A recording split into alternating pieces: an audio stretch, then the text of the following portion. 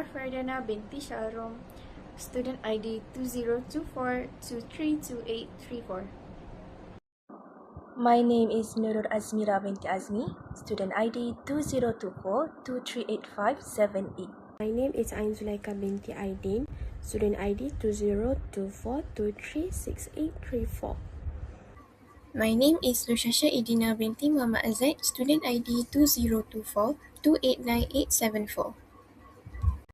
I am Aino Batisha Darlina binti Muhammad Ali, student ID 2024249196. Hello, my name is Muhammad Najmuddin bin Muhammad Rusli and my ID number is 2024237982. Frogs are amphibians, which mean they are animals that can live both in water and on land. Because of this, frogs have developed different ways of breathing so that they can survive in a variety of environments. The respiratory method of a frog use depends on where it is living, how active it is, and how much oxygen is available. When frogs are in water or when they are resting, they mainly breathe through their skin. This is known as cutaneous respiration. The skin of a frog is thin, moist, and contains many blood vessels, which allow oxygen to diffuse directly into the blood and carbon dioxide to diffuse out. This type of respiration is especially important when a frog are underwater or during hibernation, as the skin can absorb dissolved oxygen from the water. When frogs move onto the land, especially when they are active, they rely more on pulmonary respiration, which involves the lungs. Frogs use a special breathing method called buccal pumping, where air is pushed into the lungs by movement of the floor of the mouth. Lung respiration provides a larger supply of oxygen, which is necessary for activities such as jumping, hunting, and escaping from the predators. In conclusion, frogs are able to switch between different respiratory mechanisms depending on their habitat and activity level. This flexibility allows them to survive and thrive in both aquatic terrestrial environment. Moist skin is necessary for gas exchange in frogs because their primary method of breathing, known as cutaneous respiration, relies on the fact that oxygen and carbon dioxide can only cross biological membranes if they are first dissolved in a liquid. A frog's skin is incredibly thin and contains a dense network of tiny blood vessels called capillaries. For the system to work, a layer of slippery mucus acts as a vital moist layer that captures oxygen from the surrounding air or water, dissolves it, and allows it to soak directly into the frog's bloodstream. This process is a two-way street. While oxygen comes in, the moisture also allows toxic carbon dioxide to dissolve and escape the body. This is critical because a frog's simple lungs are not efficient enough to handle the removal of waste gases on their own. In fact, this adaptation is so essential for survival that frogs have evolved specialized glands to constantly pump out mucus. They even have a unique absorption area on their bellies known as a pelvic patch, which allows them to soak up water from the ground like a sponge to stay hydrated. If a frog's skin does not stay moist, this life-sustaining process stops completely. Without moisture, the oxygen cannot come in and the carbon dioxide cannot go out because the gases have no liquid medium to travel through. This effectively locks oxygen out and traps toxic waste gases inside the body. This total failure to exchange gases means the frog cannot breathe, and as a result, the frog might die from suffocation very quickly, even if it is surrounded by fresh air. Now let's move on to some of the limitations of cutaneous respiration in larger amphibians. Firstly is the decreasing of surface area towards volume ratio. This is because larger amphibians increases much more faster in size more than their surface of skin area can keep up with. Thus, this will reduce the amount of oxygen intake by the skin, as now the amount of surface area of the skin that is available for respiration becomes much more limited. Next is diffusion may take longer because larger amphibians have more tissues and thicker dermal layers that will be need to be penetrated by oxygen before reaching the cells of larger amphibians. Oxygen will need to travel further distances before respiration can occur, and this will make this overall gaseous exchange process becomes less efficient. Last but not least is higher metabolic rate.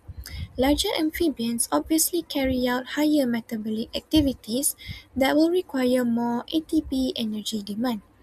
However, relying on skin alone is not enough for respiration because it only supports up to 40% of oxygen intake. Larger amphibians will need the help of pulmonary respiration or by using the lungs to ensure more efficient respiration process. Let's take a look at on how do amphibians use both cutaneous and pulmonary respiration. Most people think frogs only breathe like we do, but they actually have two different ways to get oxygen. This is called dual respiration. First, there is cutaneous respiration. This is just a fancy way of saying they breathe through their skin. It's a very simple, primitive way of breathing. It is perfect for when the frog is underwater or hibernating because it doesn't require much energy. Second, there is pulmonary respiration, which is breathing through the lungs.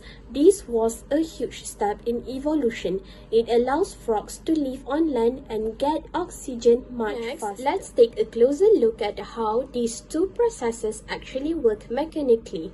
First, let's look at cutaneous respiration. For this to work, a frog's skin must stay thin, moist, and highly vascularized, meaning it's packed with tiny blood vessels. Oxygen from the water or air dissolves into the moisture on the skin and diffuses directly into the capillaries, while carbon dioxide diffuses out. This is a passive but vital process, especially during cold seasons or while resting underwater when the lungs are not in use. Now, look at pulmonary respiration. You might notice something interesting about how frogs breathe air. Unlike humans who suck air in by expanding our rib cage, frogs use positive pressure breathing. They lower the floor of their mouth to draw air in through their nostrils, then push or swallow that air down into the lungs. You must be wondering on how these two works together. Most amphibians use both methods simultaneously. Together, both systems share the workload of gas exchange. When oxygen demand is low or breathing is limited, such as underwater, cutaneous respiration becomes more dominant. When oxygen demand increases, pulmonary respiration takes over as the main method, while cutaneous respiration continues as a supplementary process. This dual respiratory system allows amphibians to survive both aquatic and terrestrial environments. Moving on to our next section, let's discuss how environmental changes impact the respiratory system of amphibians. One of the most significant factors is pollution. Because amphibians have highly permeable skin and exposed gills during their larval stage, pollutants can cause direct irritation and damage. This damage reduces their ability to take up oxygen and exchange gases efficiently. Furthermore, unlike other animals, amphibians lack of protective barriers such as gills or feathers. This makes them highly capable to absorb toxic chemicals directly through their skin. These chemicals can overwhelm their physiological system and severely lower their respiratory system. Additionally, physical pollution like sedimentation can increase water turbidity, which reduces the amount of dissolved oxygen available for larvae that depends on gills or skin to breathe. The next factor is habitat loss and degradation. Habitat degradation often leads to a reduction in moisture availability. As we have established, amphibian skins requires moisture for effective gas exchange. Dry habitats force these animals into suboptimal conditions where breathing becomes inefficient or even impossible. For tadpoles, habitat destruction can eliminate critical aquatic breeding sites, directly impacting their survival since they rely entirely on gills and skin for respiration. The last factor is climate change and drought. Rising temperature increase an amphibian metabolic rate and oxygen demand, while simultaneously reduce the oxygen dissolved in the water. Drought causes dehydration, which impair the skin's ability to facilitate gas exchange. Furthermore, extreme weather and changing rainfall patterns can cause breeding pools to dry up before larvae fully develop, often leading to a failure in respiratory development and overall survival. Next question. How does temperature and water availability affect amphibian respiration? Amphibian respiration is a unique biological balancing act. Unlike many other vertebrates, these animals rely on multiple surfaces, primarily the skin and the lungs, to meet their total oxygen needs. Environmental factors, specifically temperature and water availability, are the two most critical drivers that dictate which mode of breathing an amphibian uses and how efficiently those systems work. The role of temperature. Temperature directly influences gas solubility and metabolic demand. Gas solubility. Warmer water holds less oxygen than cold water. This creates a crisis for aquatic forms like tadpoles, whose tissues require increasing amounts of oxygen at the same time the water is delivering less of it. Next on, we have the transition to lung breathing.